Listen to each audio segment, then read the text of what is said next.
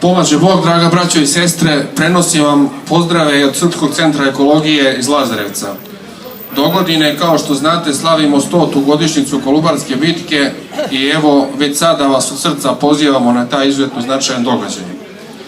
Svi vi znate koliko je srpski narod skupo platio svoju slobodu kroz istoriju. Nažalost,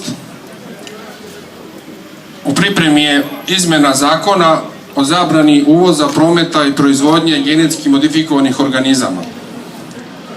Nažalost, ponovo kažem, nažalost, to sprovode naše vlasti koje su dobili mandat da štite Srbiju, da štite srpski narod. Oni upravo završavaju ono što neprijatelji kroz istoriju nisu uspeli.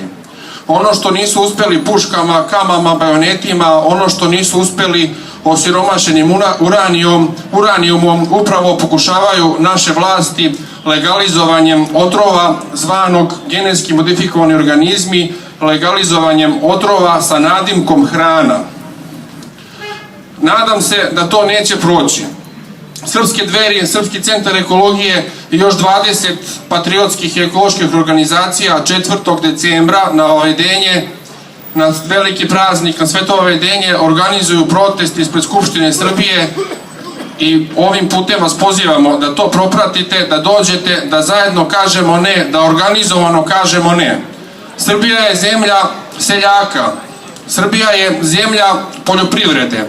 Bratska Rusija pruža ruku pomoći nudeći da uveze sve što srpski seljak proizvede. Samo Moskva može da pojede sve što proizvedemo. Srbija koja od Boga ima 3 bitna elementa za poljoprivredu, koje malo ko u svetu ima. Ima zdravu zemlju, ima vodu i što je najvažnije, ima klimu. I Rusija ima vodu, ima mnogo zemlje više nego mi, ali nažalost nema klimu.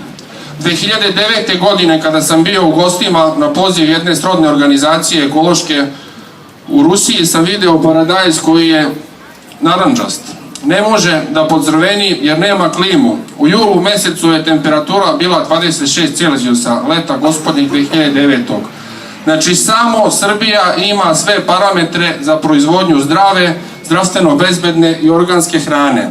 7 puta je veća cena organski proizvedene namirnice na evropskom tržištu nego konvencionalne namirnice. Da li to naša vlada zna? Da li ministar koji evo upravo možda je već stigao to zna?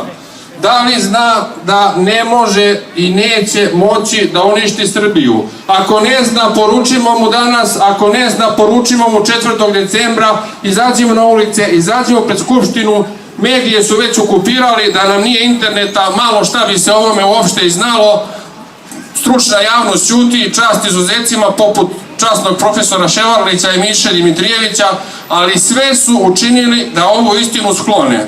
Nadamo se da to neće proći, učinit ćemo sve da to nećemo proći, molit ćemo se Bogu i učinit ćemo sve što je do nas, a što nije do nas, Gospod neka dovrši i neka im sudi. Ja vam se zahvaljujem na pozivu za današnji dan, na pozivu za današnji događaj i nadam se da se dogodine svi zajedno okupimo na godišnjici Kolubarske bitke u slobodnoj Srbiji, da proslavimo tradicije slobodarskog srpskog naroda i tradicije očuvanja slobode. U mom Lazarevcu 21. marta je izglasana deklaracija o zabrani genetski modifikovanih organizama na teritoriji grada Lazarevca. Predsednik opštine je doveo konsultantsku kuću SEDEF na čelu sa bivšim ministrom Ivanom Dulić-Marković da radi strategiju razvoja poljoprivrede na nivou Lazarevca. Pa da li je to normalno? Pa naravno nije normalno. Znači ne poštuju se deklaracije. Danas smo čuli da većina odbornika grada Čačka neće da podrži predlog Dveri da bude obavezna rezolucija u smislu izjašnjavanja republičkih poslanika sa teritorije Čačka u skupštinskom parlamentu.